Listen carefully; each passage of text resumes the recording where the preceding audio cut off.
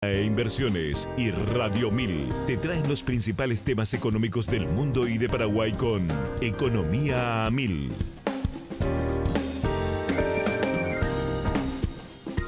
Economía a 1000 es presentado por Invertí en vos y en tu futuro con Regional Casa de Bolsa.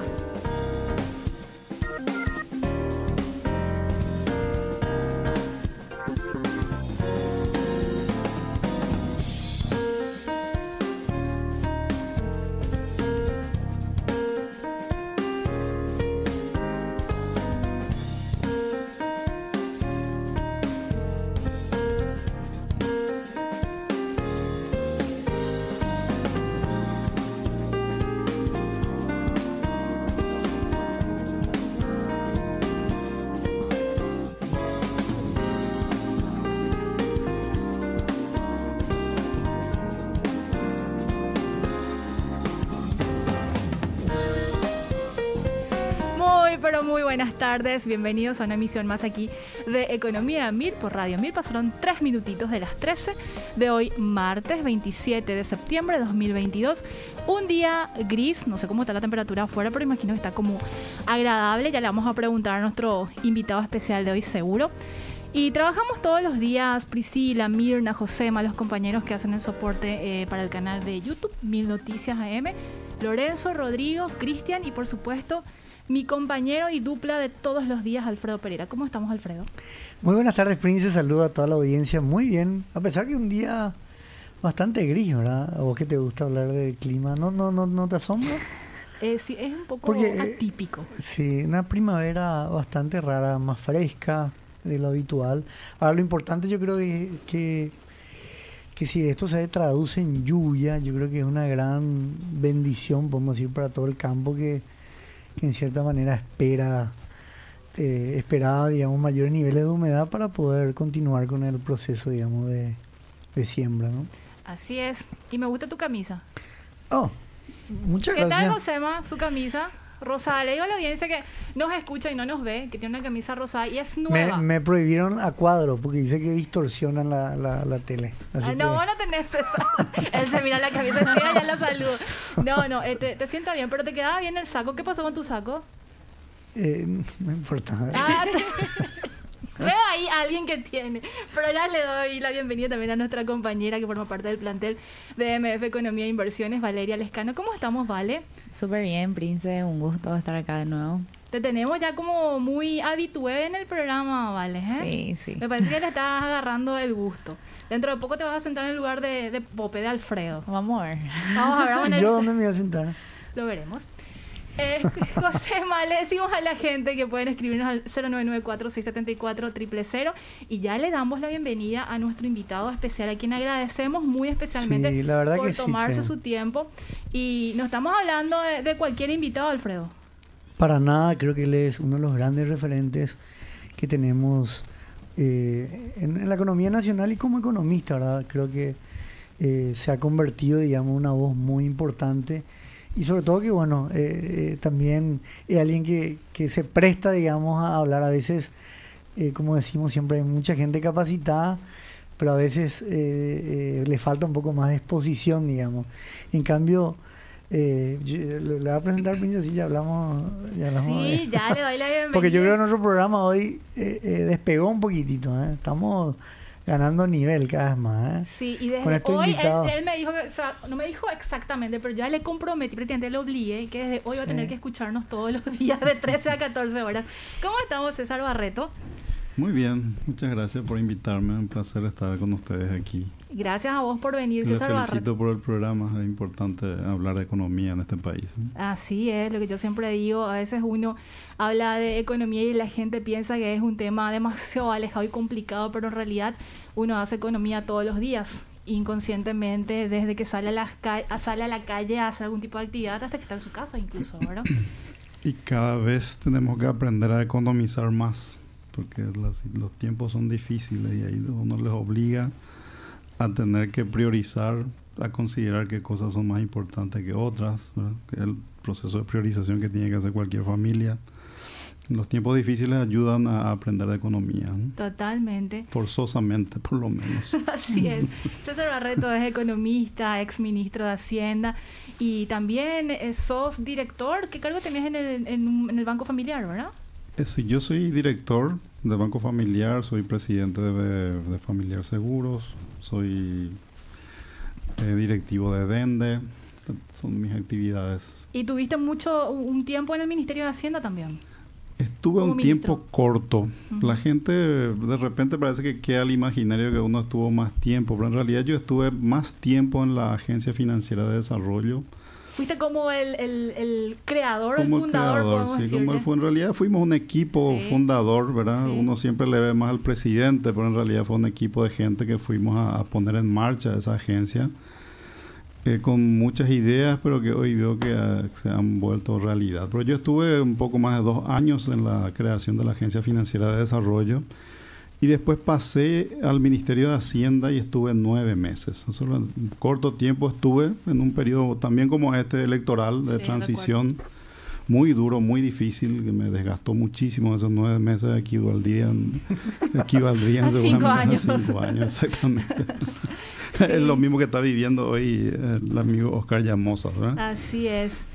Durante ese tiempo, César, en ese tiempo de 9 meses que te tocó, ¿hubieron algunos cambios que impulsaron dentro del Ministerio de Hacienda, si mal no recuerdo? Cambios sustanciales, digo.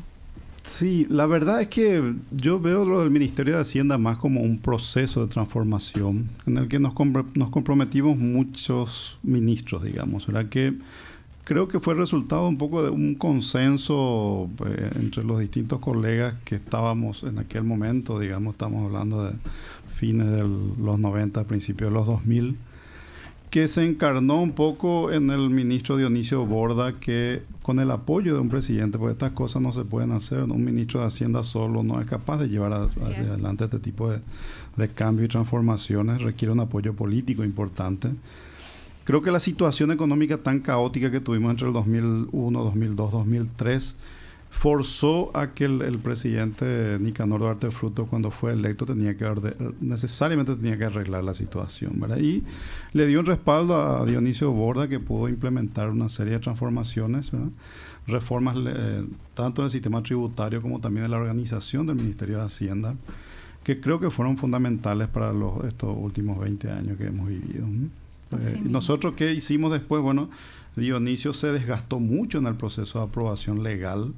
Él no pudo aguantar, porque aprobar la ley y ponerla en práctica, eso es otra tarea dura, porque poner en práctica va a afectar los intereses de distintos sectores. Claro, grupos, todo el mundo siempre habla de reforma, pero nadie quiere que empiece con uno. Nadie quiere que empiece con uno. Entonces a Dionisio le desgastó mucho, él renunció, me acuerdo, ya por mediados del 2005, por ahí habrá sido, o principios. Siguió Ernesto Bergen, que siguió implementando por ahí con un estilo diferente. En estas cosas también los estilos tienen algún rol importante. Hay que negociar mucho. Uno no puede ponerse en una postura así muy extremista cuando hay que hacer cambios, ¿verdad? En la implementación, especialmente, que tiene que considerar ciertos factores de humanos, de gente, cuando estás afectando a personas, ¿verdad?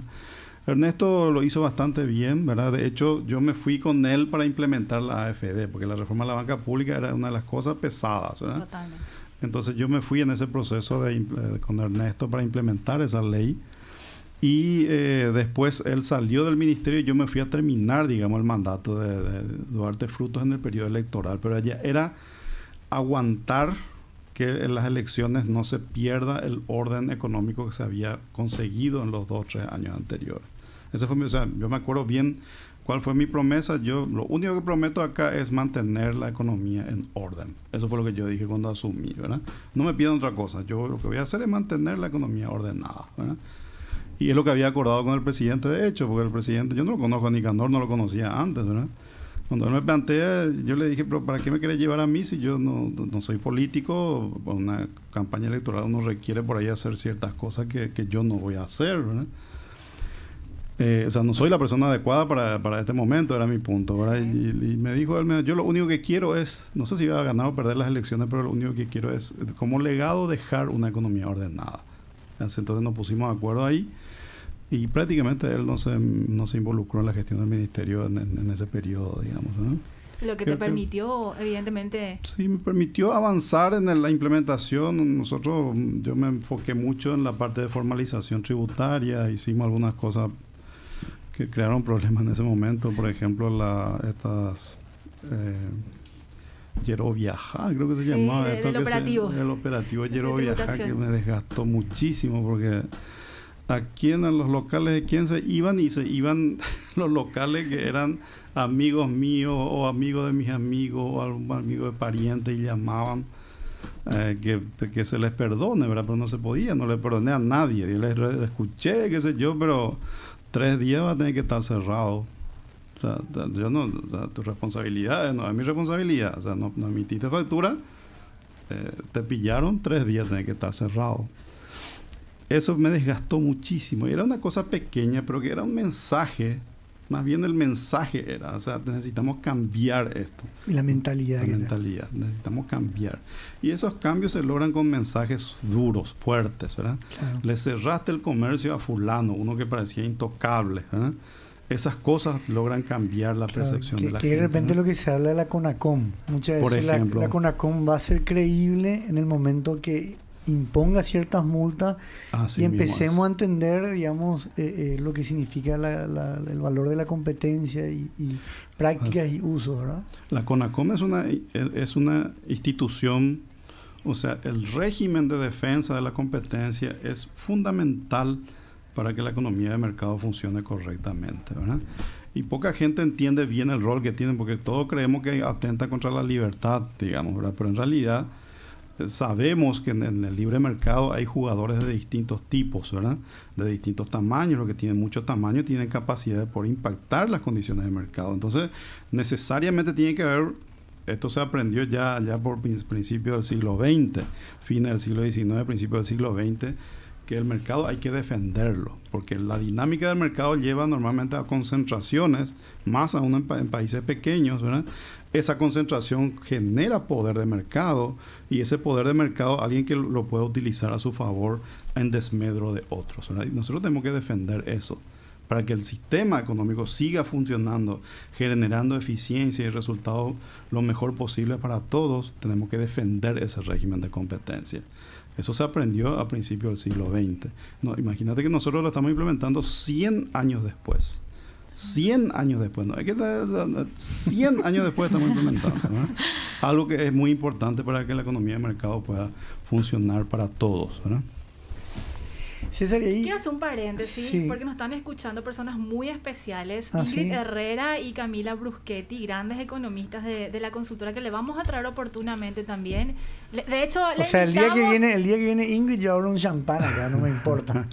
Bueno, eso sí va a ser histórico, que compres el champán, que abres otra cosa, o sea, eso sí, cualquiera lo puede hacer. Tomar y celebrar. Comprar primero, abrir y después. Perfecto.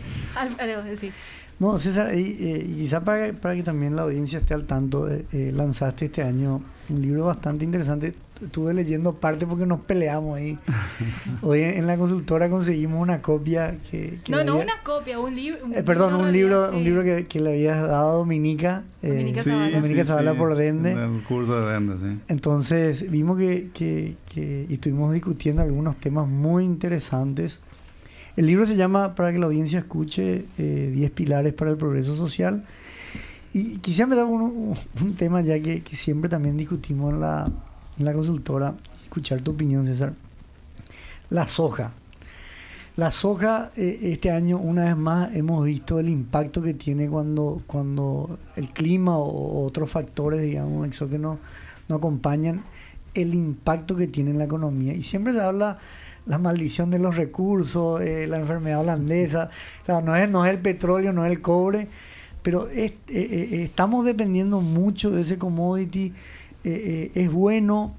¿Qué debería hacer si uno quisiera diversificar, digamos, la producción?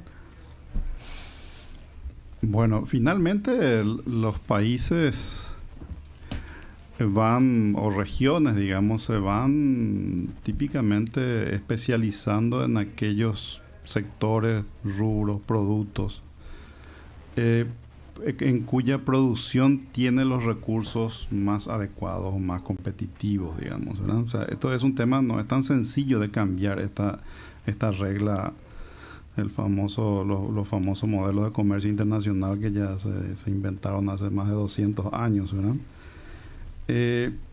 ¿Por qué soja? Y porque nosotros tenemos nuestros recursos naturales, tienen una habilidad especial para producir soja, similar al de los otros países aquí de la región nuestra, pero muy distinta de otros países en otras regiones. Como que la soja, acá se da bien la soja, no se da bien en China, no se da bien en Europa, ¿verdad? Pero en Paraguay, en Brasil, en Argentina, sí se da bien, ¿no?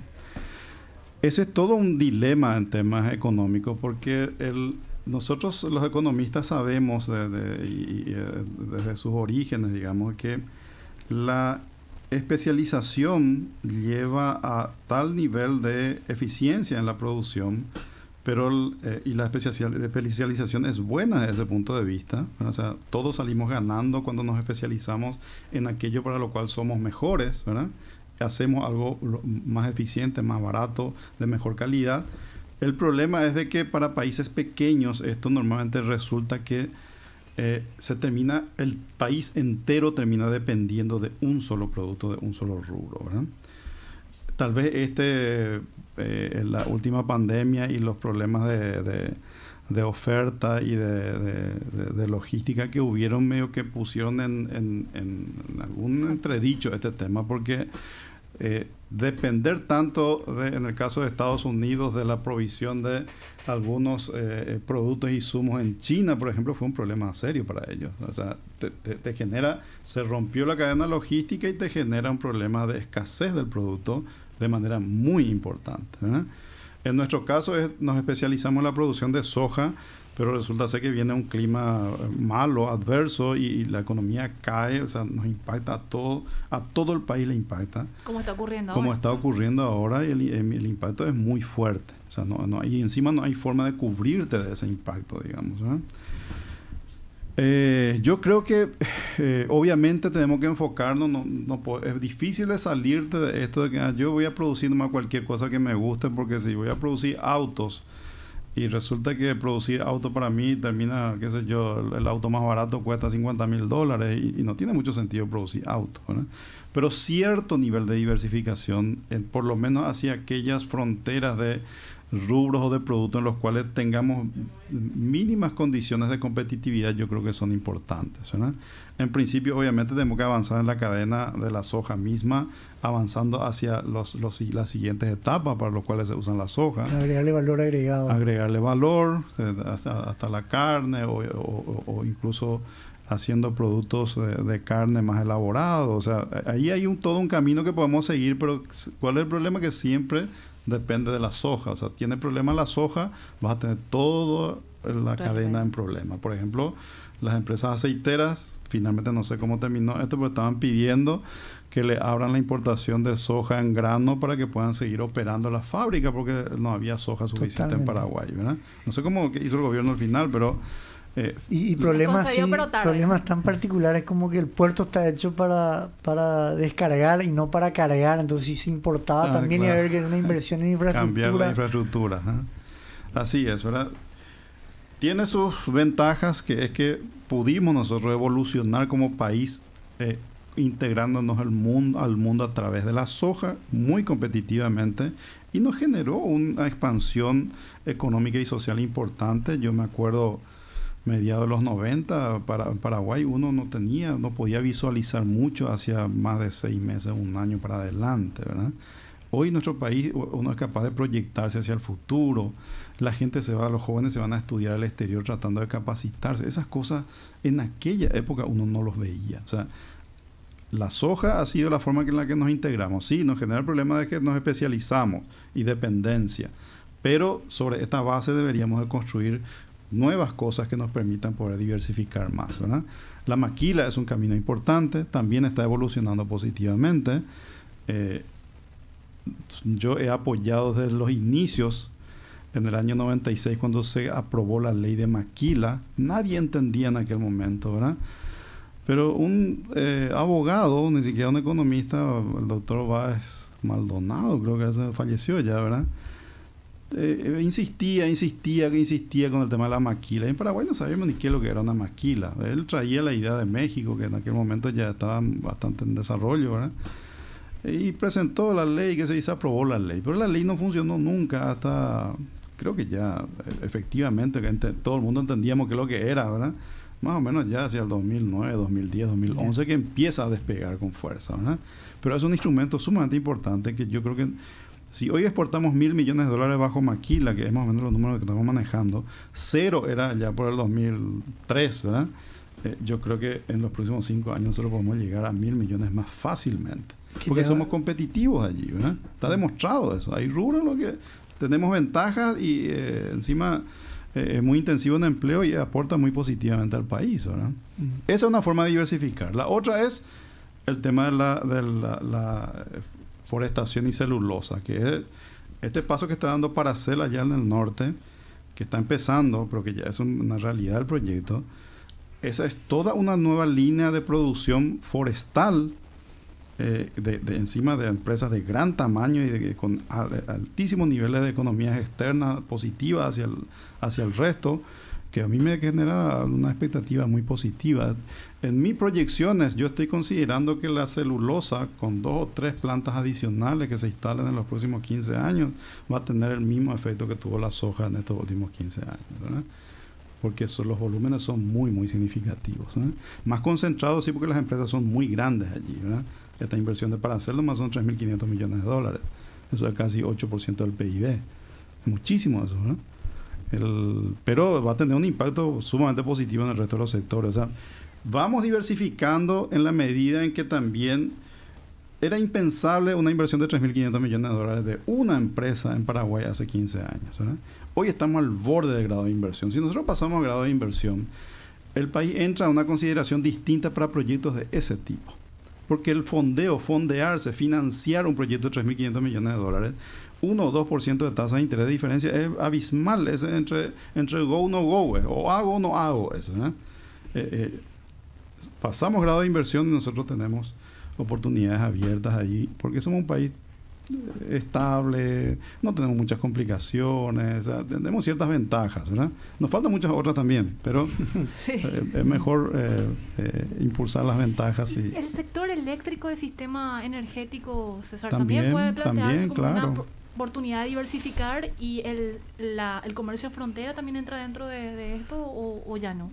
No, yo creo que el comercio de frontera, empiezo por ahí porque es un tema muy relevante para mucha gente, 25 o 30 mil personas que dependen de esto, ¿verdad? Ha venido transformándose ya en los últimos años y va a tener que transformarse más incluso en los próximos, porque de un modelo de sacoleiro que era la década del 90, la década de los 2000, ¿verdad? Hoy ya es más un esquema de delivery, más de consumidor finales, desde delivery hasta los turistas que vienen a comprar. Eso implica una lógica distinta, más inversiones, más infraestructura, más capacidad más tiendas tipo duty free. Más tiendas tipo duty free. Pero tenemos que armar un esquema arancelario, tributario, que sea consistente con eso, que es lo que están pidiendo la gente de la frontera, ¿verdad? Pero con la historia que tienen nomás, como que nadie quiere encargarse mucho de este tema, porque la historia te condena a poner estas cosas, ¿verdad? Entonces vos tuviste que tener lavado de dinero, no sé qué. Ellos tienen que limpiarse la cara también para poder encarar estas cosas con mayor que podamos apoyar, mayor credibilidad, y que todos podamos apoyar. Sabemos que es muy importante, pero como es casi todo oscuro, negro, ahí no nada es claro, entonces yo tampoco me quiero meter mucho porque no conozco los detalles, ¿verdad? No sé ni quién es quién. Entonces creo que tienen que lavarse la cara y obviamente creo que el gobierno tiene que darle el apoyo del instrumento adecuado que les permita ser competitivos en una región que de turismo puro, ¿verdad? El régimen de turismo es fundamental ahí, ¿verdad? Pero tiene que meter más productos en el régimen de turismo para formalizar todo, ¿verdad? Aparte tiene una lista muy desfasada, ¿verdad? Es una lista muy desfasada, ¿verdad? Es una lista muy desfasada. Se hizo en mi época, de hecho, ¿verdad? Yo fui uno de los impulsores de eso, porque pero estábamos de 2007, 2008 para hoy, ha cambiado drásticamente lo que la gente quiere comprar, ¿verdad?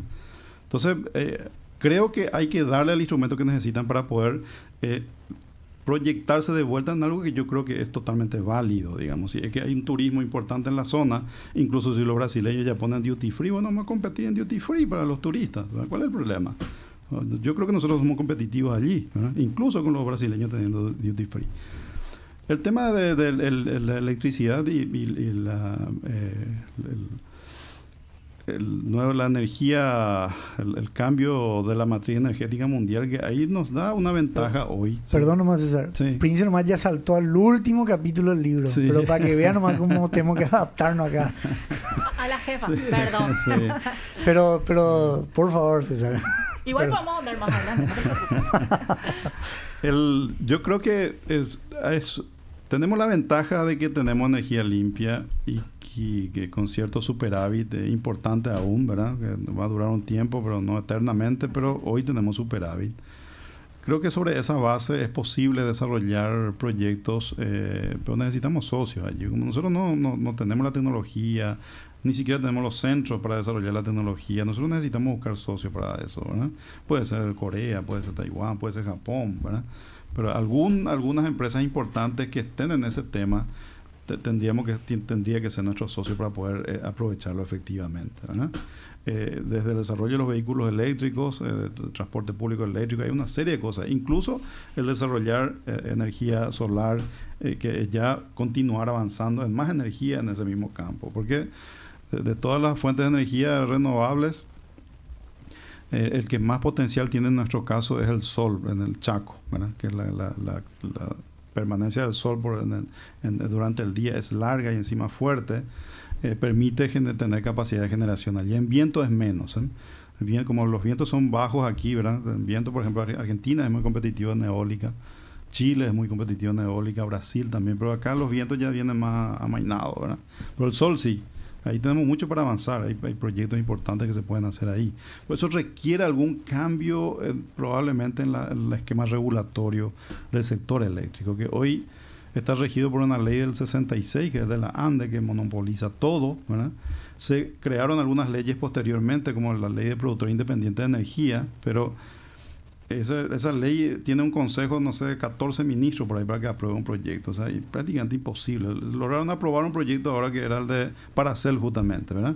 Porque el proyecto era tan grande que lograron moverle a los 14 ministros que tienen que firmar el decreto de autorización de ese proyecto. No puede funcionar así. Esto tiene que ser más ágil, digamos, ¿verdad? Y a veces, César, de repente la ANDE, por ejemplo, proyecta informa esas proyecciones de consumo, ¿verdad? Y te dicen hasta 2030, 2029.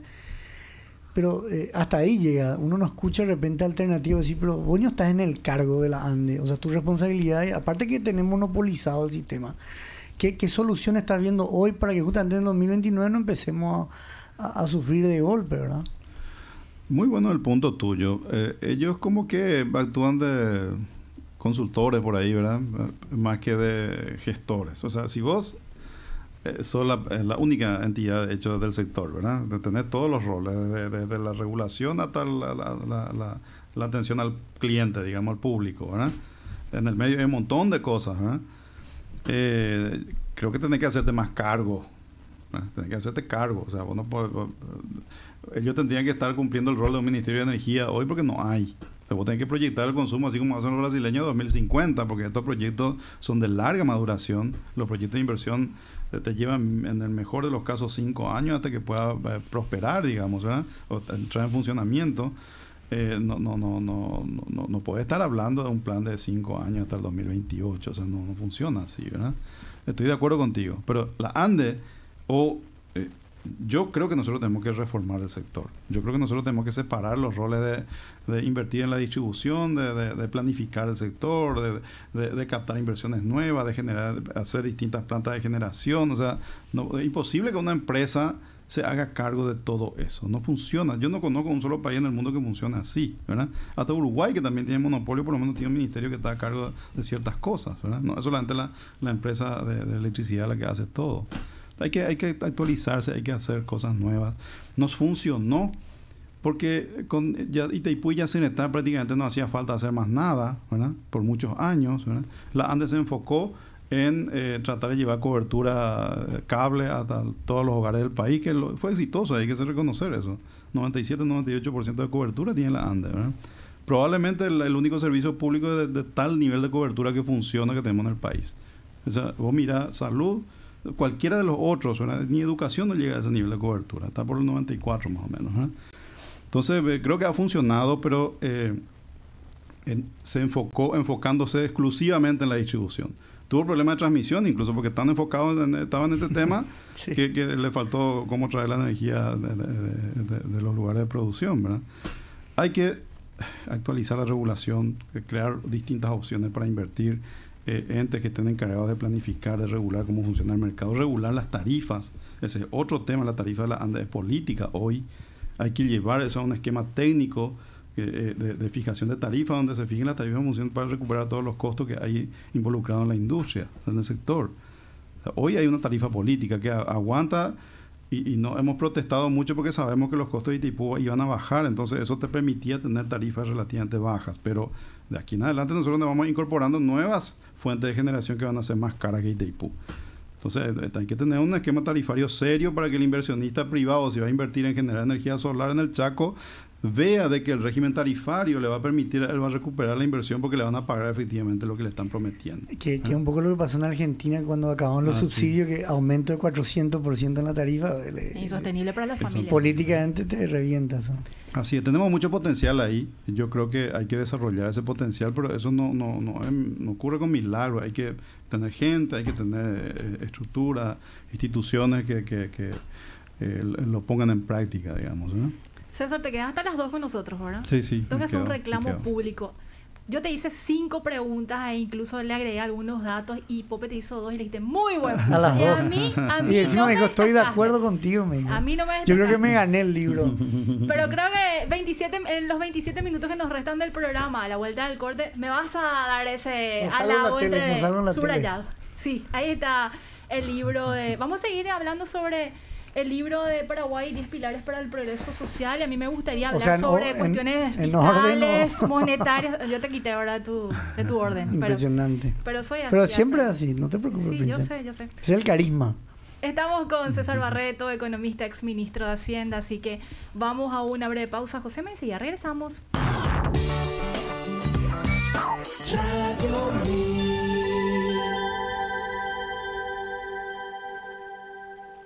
¿No sabes cómo maximizar tus ahorros? Desde Regional Casa de Bolsa te damos la oportunidad de invertir de forma diversificada desde 10 millones de guaraníes en nuestros fondos mutuos, con un rendimiento anual objetivo del 5%, sin perder acceso inmediato a tu capital y generando ganancias diarias. No existe plazos ni penalidades y podés retirar tu dinero en tan solo 24 horas. No te preocupes más y convertite en un inversionista dentro del mercado bursátil. Escribí en contacto @regionalcasadebolsa.com.py. Invertí en vos y en tu futuro con Regional Casa de Bolsa. En esta época de sequía, Granusa, excelencia en nutrición animal. Con su línea para bovinos de carne, leche y equinos, pone a disposición de los productores técnicos altamente calificados para la elaboración de la mejor estrategia nutricional, de acuerdo con la disponibilidad de pasto y con los objetivos de cada categoría de animal. Granusa, excelencia en nutrición. Encontranos en www.granusa.com, Facebook e Instagram. 1000 Noticias AM, la información que tenés que tener antes de salir de casa. Con Benito Fleitas, Ruth Tuazó y Daniel Ríos. 1000 Noticias AM, el lugar en donde la verdad es la noticia. De lunes a viernes de 6 a 7:30 AM, por las pantallas de Paravisión.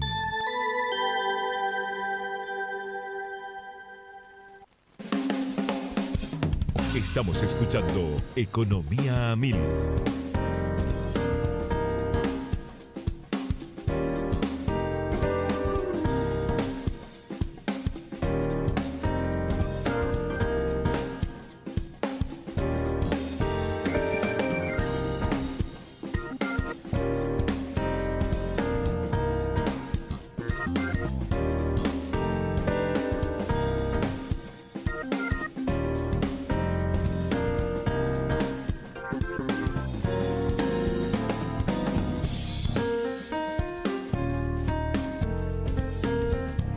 36 minutos pasaron de las 13 de hoy, martes 27 de septiembre de 2022. Estás escuchando Economía 1000 por Radio 1000, por supuesto. Le enviamos un saludo muy especial a nuestro fiel oyente Mario Canela y a la gente que nos sigue también todos los días. Le recordamos a la gente que pueden escuchar este capítulo y otros en Spotify con nuestro podcast Economía 1000, ¿verdad, Alfredo? Y también en nuestro canal de YouTube 1000 Noticias, que está en vivo ahora, y también Economía 1000. ¿Verdad? ¿Verdad? Sí. Así te dije, ¿verdad? ¿Verdad, Alfredo? Me dijiste, ¿verdad? Sí, porque estabas muy concentrado en el celular. Yo sé que te cuesta hacer 2, 3 cosas a la vez. Entonces traté de llamar tu atención para Y que vos me cuando prestes atención. a veces vos sabés, César, ella, estamos los dos nomás discutiendo un tema y ella se empieza a jugar con el tablet. Sí. Y me siento solo. Me siento Pero que vos sabés que yo puedo hacer 2, 3 cosas, incluso 4 Bueno, cosas pero- a la vez. O sea, te estaba prestando atención ahí con la tablet, pero bueno, vamos con nuestro tema, Alfredo. ¿Vale? Sí, estábamos hablando con Pope sobre la tasa política monetaria del Banco Central y queríamos saber más o menos qué pensaba sobre que ahora ya llegó al 8.50. Todo un tema, ¿verdad? Pero hay que... solamente uno entiende estas cosas mirando en perspectiva, digamos, ¿verdad? Nadie esperaba llegar a estos niveles de tasa de interés exactamente hace un año atrás, ¿verdad? Ninguno de los que estamos acá, casi con seguridad, ¿verdad? Ni siquiera estábamos esperando que la inflación llegue a los niveles que llegó, ¿verdad? Así es. Me acuerdo que yo la proyección que hice, que ya veía una aceleración inflacionaria, yo proyecté una inflación de alrededor del 5,5-6% para el cierre del 2022. Esa fue mi proyección a esta altura de los tiempos del año pasado para este año, ¿verdad? Y después los datos que venían eran muy distintos a lo que nosotros habíamos considerado, ¿verdad? Nos equivocamos mucho y grande, ¿verdad? Nos seguimos equivocando hasta más o menos febrero, por ahí, que reconocimos que aparentemente acá había un cambio estructural que los modelos nuestros no estaban incorporando, ¿verdad?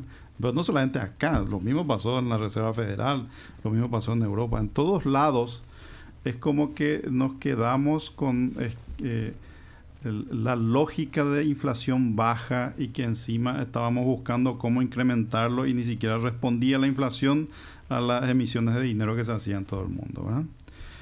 Esa era la lógica, esa lógica se rompió, ¿verdad? Y nos agarró por sorpresa a todos, ¿verdad? Entonces, nosotros proyectábamos el año pasado un ajuste de la tasa de interés, una normalización de los niveles del 0,75 que tenían acá en Paraguay, estoy hablando, ¿verdad?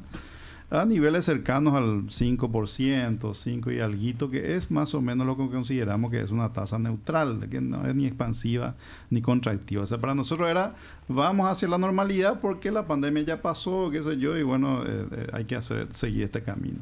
El Banco Central empezó en agosto del año pasado, vino en esa trayectoria, ¿verdad? Pero también cuando la inflación terminó el año con 6,8%, sorpresivamente también por encima del techo de la banda de tolerancia que ellos fijan, digamos que es 4 más 2%, ¿verdad? Ahí se asustaron y empezaron a cambiar agresivamente su política, ¿verdad? ¿Hasta dónde llevar? Ya era la pregunta ahí, ¿verdad?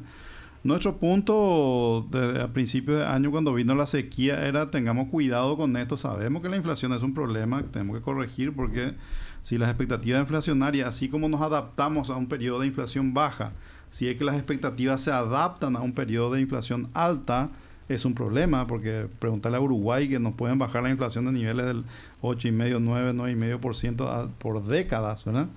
Es romper esa inercia es muy difícil en estos niveles bajos de inflación, ¿verdad? Entonces, sabíamos que había que hacer un choque de política monetaria para evitar que las expectativas se ajusten, ¿verdad? Pero en medio de una sequía es muy complicado porque estás en una estanflación muy fuerte. O sea, la inflación que se te acelera por factores que vos no controlás, ¿verdad? Pero lo que tratas de evitar es que se traslade a expectativas altas. Esa es la lógica del por qué el Banco Central tiene que hacer lo que hace, porque sabemos que el precio de la soja no va a verse afectado por la tasa de interés acá, ¿verdad? En todo caso, lo afecta la tasa de interés de Estados Unidos, que es un país grande, ¿verdad? Pero la nuestra no. Nosotros somos tomadores de precios, somos ahí. Entonces no hay mucho lo que puede cambiar. Pero sí podés tener que ser lo suficientemente duro para transmitir el mensaje de que vos vas a hacer lo que haga falta para que la inflación vuelva al 4%. Vos hablabas Entonces, esto es una cuestión de sintonía fina allí, ¿verdad? Vos hablabas, César, perdón, enero, pero en febrero se desata la guerra Rusia-Ucrania que viene a complejizar aún más el escenario. Le complejiza muchísimo más el escenario, porque los commodities que ya venían altos pegan otro salto en ese momento, y eso es más presión inflacionaria de vuelta para todo el mundo, también para nosotros, ¿verdad?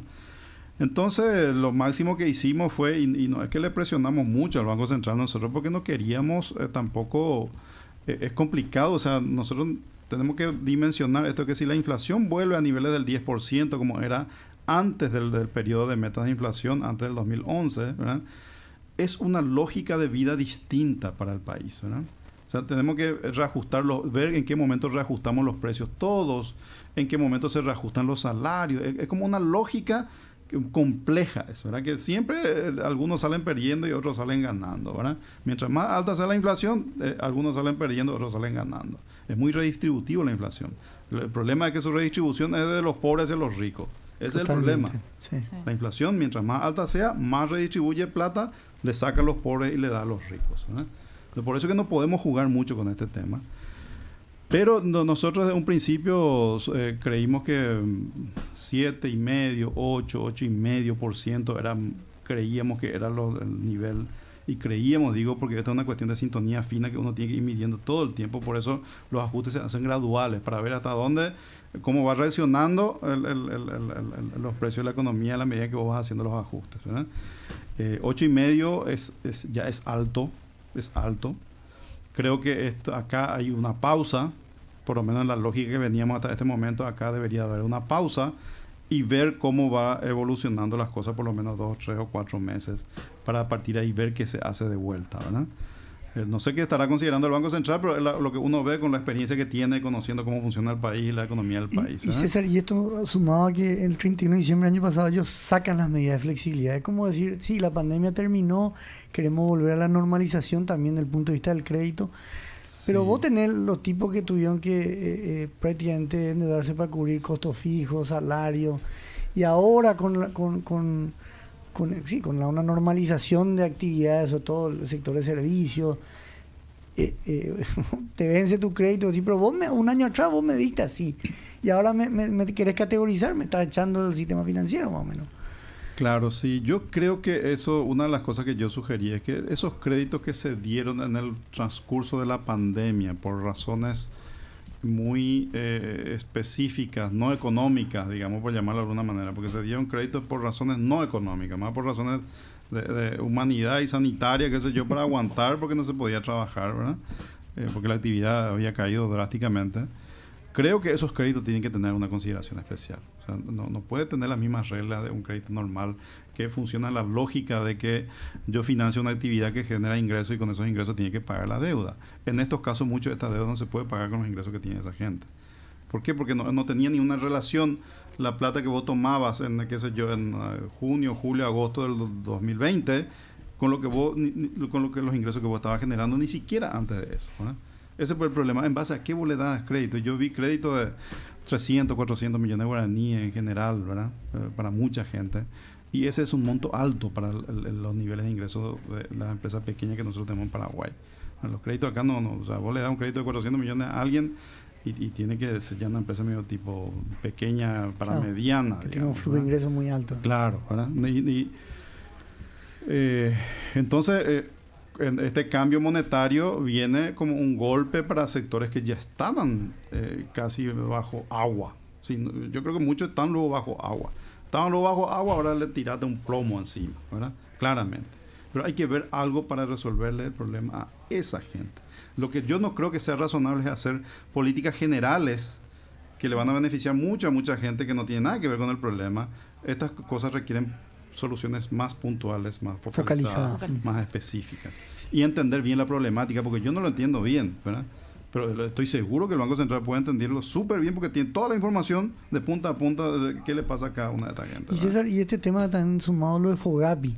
Y FOGAPI, vos le diste garantía, le diste créditos blandos, y encima ahora él vuelve, ya no tiene la garantía, y encima cambió radicalmente la condición del mercado. Incluso, o sea, dentro de ese enfoque tiene que estar el FOGAPI también. ¿Cómo sigue el FOGAPI apoyándole a esta gente. No sé cuál es la regla, yo no conozco qué es lo que está haciendo la AFD con ese tema, ¿verdad? Pero lo que no puede ocurrir, eso sería lo peor, es que el Banco Central vaya por un lado y que la AFD esté yendo para otro lado sobre la misma problemática, ¿verdad? Eso tiene que tener una solución en conjunto entre ambos, ¿verdad? Y yo no conozco tampoco, creo que bajo FOGAPI se dieron crédito como $500 millones, ¿no? Es poco, ¿no? 750 millones. 750 millones, Sí. Mucho eso, ¿eh? Mucho, es casi 2 puntos del PIB. En tal sentido, la compañera Ingrid Herrera me compartió la última resolución que dio a conocer el Banco Central del Paraguay, Superintendencia de Bancos, medidas transitorias de apoyo a las micro y pequeñas empresas. Y quiero compartir nomás con la audiencia, César, en ese sentido también, que habla el directorio del Banco Central, resuelve disponer como medida transitoria con vigencia hasta el 31 de diciembre de 2022 que la formalización de las renovaciones, refinanciaciones o reestructuraciones del capital, incluyendo los intereses devengados, hasta la fecha del nuevo acuerdo o contrato de aquellas, y habla de ciertas leyes, y bueno, que va a tener vigencia hasta el 31 de diciembre, y establecer que las entidades financieras deberán constituir previsiones sobre el saldo de la cartera beneficiada, y habla de la cuestión técnica ahí de los bancos justamente para evitar este tipo de caídas. Así que creo que con la resolución que da a conocer ayer el Banco Central del Paraguay está tratando de paliar de alguna forma la situación, ¿verdad? Entiendo que sí, salió creo que ayer o anteayer eso, ¿verdad? Va a ayudar, básicamente lo que dice la resolución es que puede refinanciarle a una microempresa y una pequeña empresa hasta con crédito hasta 800 millones de guaraníes más o menos, ¿verdad? Sí, aproximado. Sin que pague nada. O sea, hoy para que vos puedas refinanciarle a una pequeña empresa y mantener su calificación crediticia, tiene que pagar 10%. Por lo menos, si está todavía menos de 60 días de demora, tiene que pagar los intereses por lo menos. Si tiene más de 60 días de demora, tiene que pagar el 10% del capital más los intereses para que pueda mantener su calificación, porque ahí da la señal de que tiene capacidad de pagar, digamos, su deuda, ¿verdad? Con esto le está sacando eso, creo que es correcta desde ese punto de vista, digamos, ¿verdad? Pero yo le pediría al Banco Central y a la AFD que enfoquen particularmente algunas medidas para aquellos créditos que se fueron dados en pandemia, porque tiene una lógica distinta el otorgamiento de esos créditos. No tiene nada que ver con la actividad económica ni los ingresos que estaban generando esa gente en ese momento, ¿no? Yo puedo saltar otro tema. Nos quedan 12 minutos. Sí, yo tengo varias preguntas. Ya me fui, pero... Voy a terminar nomás la pregunta. Adelante. Porque me faltó ahí un poquito. Hoy se está... hasta la lógica de hoy, esta tasa del 8,5% a nosotros nos parecía lo nivel tope para poder ajustar la inflación a los niveles del Banco Central, ¿verdad? El problema hoy es que el paso que está dando la Reserva Federal está muy por encima de lo que nosotros habíamos previsto hace 3 o 4 meses atrás nomás, ¿verdad? Eso es otra condicionante, porque si todos los precios de los activos en el mundo están anclados a tasas que se consideraban que iban a estar alrededor del 3% en dólares, ¿verdad? Resulta ahora que la tasa es 5%, es otro mundo. Otro panorama. Otro mundo, ¿verdad? Por eso es que hay mucho nerviosismo en este momento y esto puede provocar fuga de capitales muy fuertes y cambios en los tipos de cambio también muy fuertes. Entonces hay que ver cómo va evolucionando esto en las próximas semanas para ver si es que no hace falta hacer otro torniquete más, pero ya no por un tema de inflación nomás, sino por tener que prever y defender la moneda. Defender la moneda y evitar un contagio muy importante, porque migraciones de depósitos del ahorro de guaraní a dólares, por ejemplo, es algo que en Paraguay puede ocurrir, ¿verdad?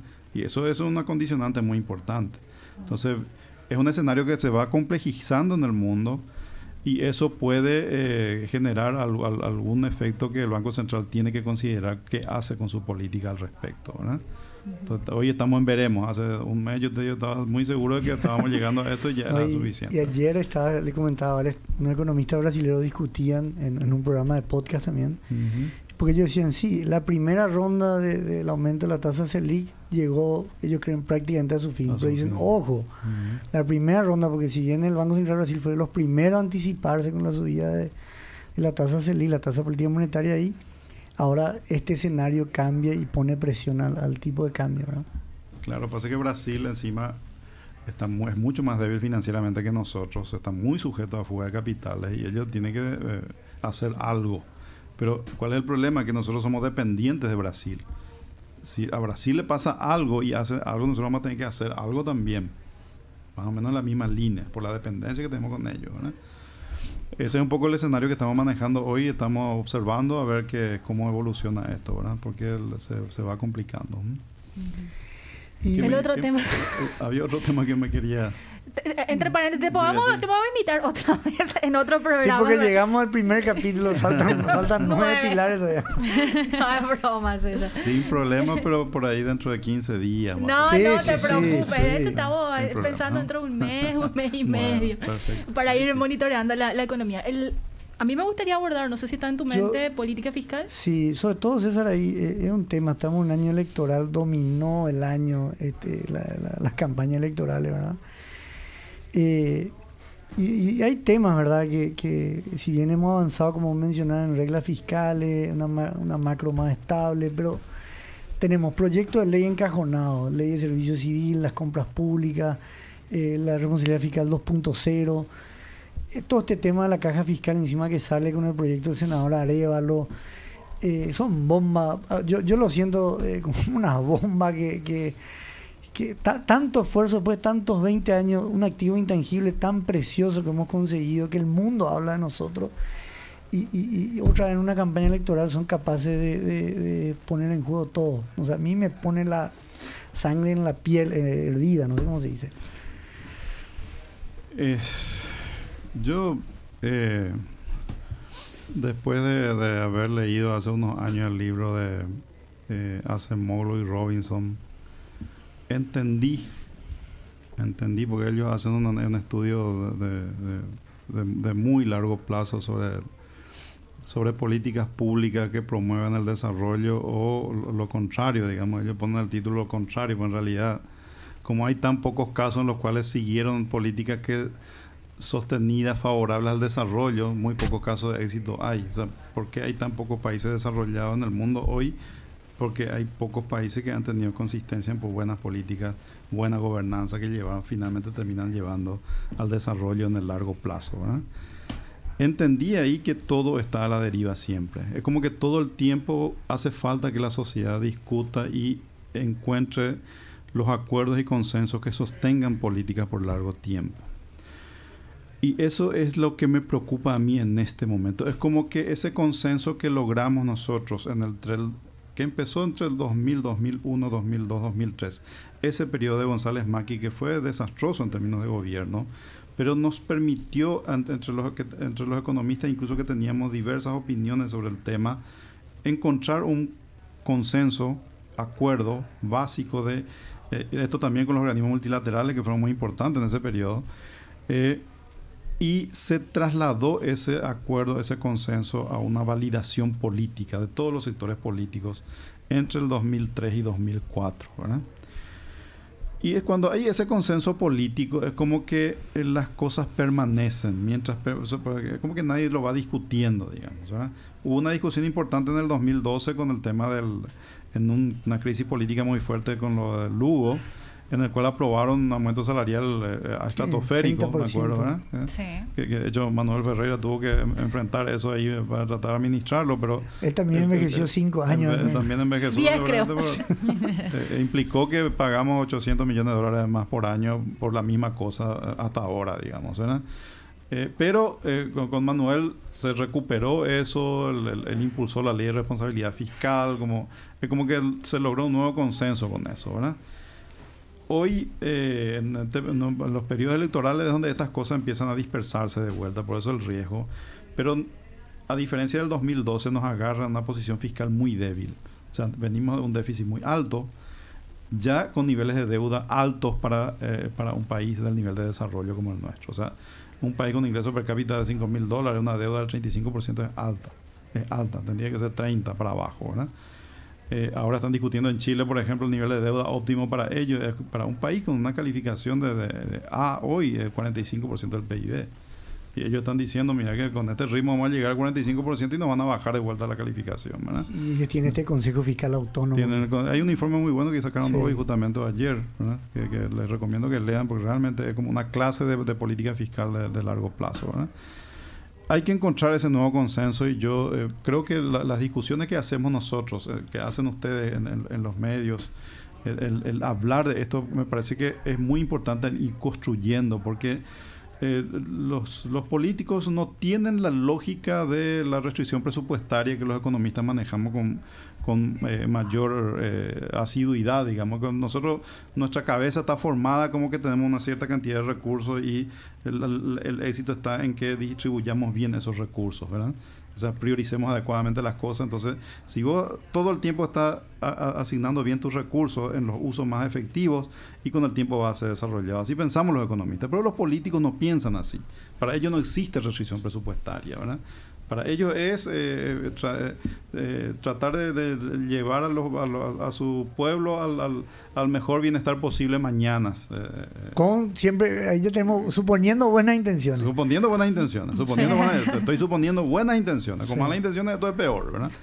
Pero yo entiendo que la mayoría de nuestros políticos, no, por lo menos en estos 20 años, han demostrado cierta responsabilidad. Yo espero que en este periodo crítico, no importa si perdemos o no perdemos el 18 de diciembre, no importa si perdemos o ganamos el 30 de abril, es más importante el legado que ellos van a dejar para ellos mismos, ¿verdad? Porque supongamos que pierden las elecciones y tienen que volver a trabajar, ¿verdad? ¿Qué es lo que va a hacer si es que una economía deja una economía desastrosa, ¿verdad? O sea, un ex político va a entrar a trabajar al sector privado, ahora tiene que volver a trabajar, ¿verdad? En algún momento. En algún momento. Sí. ¿Qué va a hacer una economía que cambie de perspectiva? O sea, yo espero que prime alguna racionalidad y que no lleguemos a cosas muy catastróficas, ¿verdad? Porque hay cosas y cosas que tienen impactos peores y mayores, digamos, en las decisiones que puedan tomar en el Congreso, ¿verdad? Gastos rígidos, por ejemplo, no tenemos ni un solo margen. De hecho, el margen es negativo para los gastos rígidos en las condiciones actuales, ¿verdad? Después de qué sé yo, gastos más variables que uno pueda administrar en la ejecución presupuestaria, bueno, son otras cosas, pero gastos rígidos es algo que no se puede tocar en este momento. Y la necesidad, y ya nos quedan minutitos, César, la necesidad de pensar también en un cambio en el modelo de financiamiento de las cuentas públicas, porque venimos, el funcionamiento de hacerlo o financiarlo vía deuda es como que ya llegó, como ya se agotó, ¿verdad? Se agotó, o sea, por eso digo 35% del PIB es una deuda alta para un país de $5,000 de ingreso per cápita, ¿verdad? Nosotros en adelante es los recursos adicionales que generemos por generar crecimiento en la economía, eso tenemos que asignarlo bien. Y si vamos a hacer cosas extraordinarias que impliquen costos mayores que esto, tenemos que tocar el sistema tributario para generar recursos adicionales, ¿verdad? No, hay muchos secretos acá, ¿verdad? O nos ponemos en la restricción de que si la economía crece 5% por año y esos recursos adicionales que genera vamos a ir usando para nuevos programas, perfecto, ¿verdad? Pero eso implica tener que ser disciplinado. La disciplina tiene que ser, no sé, extrema. Espartana para que vos puedas cumplir con eso, ¿verdad? Tengo más dudas en eso porque es muy difícil alcanzar esos niveles de disciplina en la gestión pública, ¿no? César, un gusto tenerte hoy y ya te comprometimos Nos para dentro de un mes si aproximadamente. quiere César conseguir el libro, Sí. ¿cómo lo hace? Así, acá compañeros, les había enviado imágenes de soporte, así que si nos pueden dar apoyo con eso, por favor. Se llama Paraguay 10 pilares para el progreso social. ¿Esto está disponible en las librerías en específico, César? A ver, ahí tenemos. hago una distribución directa yo, ¿verdad? Sí. 0984-577-730. Ahí puede enviar un mensaje por WhatsApp y ahí le van a orientar cómo tener el libro. Perfecto. Ahí, mira, estabas firmando. Creo que Vale quiere un autógrafo tuyo, así que vamos. Yo también. Yo también, sí. No, por cierto, César nos regaló 3, así que muchas gracias. Te vamos a compartirlo en la oficina. Vos me quitaste, yo no te iba a dar porque tenías que a mí ganar. me regaló y me gané, ¿verdad, César? Me No, gané el libro. César no. La César. que manda es aquí. Prince, claro, gracias, César. Eso no se discute. No se discute eso, ¿no? Muchísimas gracias, César. Espero que lo hayas disfrutado. Gracias a ustedes por la invitación, es un placer. Estábamos con César Barreto, economista, ex ministro de Hacienda. Alfredo. No, y que la gente que se sumó tarde puede escuchar este episodio, lo vamos a estar subiendo a las redes en Spotify. también en nuestro canal de YouTube Economía a Mil. Nos quedó corto como Suscríbanse, gente, suscríbanse. Sí, le tienen que dar ahí Tenemos que seguir aumentando la campanita, ¿verdad? Sí. Hoy estuvimos... Nos presiona nuestro oficiante. Sí, por supuesto. Hoy estuvimos con Valeria Lescano, Alfredo Pereira, los compañeros como siempre del otro lado, apoyándonos aquí en el programa. Y mañana nos reencontramos puntualmente a las 13. Buen martes.